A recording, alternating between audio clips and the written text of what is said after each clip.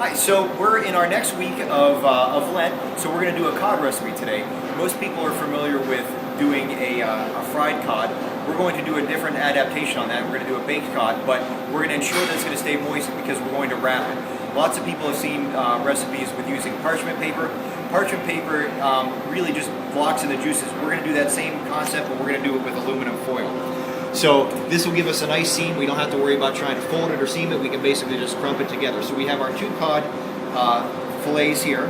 We're going to do, the first thing is going to season them with salt and pepper. So a little bit of salt on each one, just a little bit, just enough to give it some good flavor. A little bit of black pepper. And then we've pre-cut some vegetables here. So we have a few yellow peppers. We're just going to put those on top of each one. Some shallots, and shallots are an onion. They're just a little bit sweeter than you would get in a red onion, so they're not quite as pungent, so they're going to give you a nice mild flavor. So we're going to add our shallot, and then we have a little bit of fresh dill that we're going to put over the top here. And if some gets on the bottom of the or outside of the fish, that's fine, because we're basically going to make a sauce with the butter that we're going to put in. And this is a Market District product. It's Chardonnay shallot butter.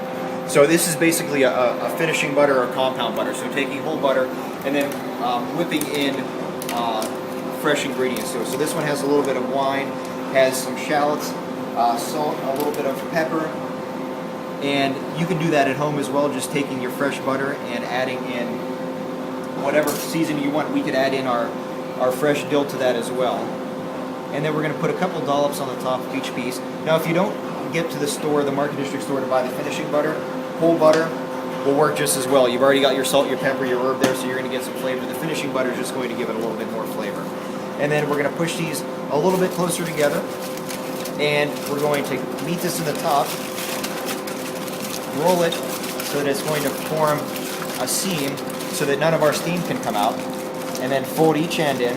And there's no perfect way to do this. It's not going to be this pretty thing that you get at the restaurant with a swan that they folded into. It's just to form a pouch, and then close it in without touching the fish. You want to have as much as, or the least amount of space on the inside so that all the heat can come through, and it's basically just going to steam your fish on the inside. We're going to put that in the oven, and in about 8 minutes we're going to eat. So we have our cod is wrapped and ready to go. We're going to put it in a 350-degree oven. The temperatures can vary, so you can do either 325, 375. It really just ultimately depends upon how long it's going to cook based on the temperature of the oven. So at 350, we're looking at about 8 minutes, 8 to 10 minutes, depending on the size of your fish. We had about 5.5 ounce pieces, so it'll take that long. So we're going to just put it in our oven. So it's been about 8.5 minutes.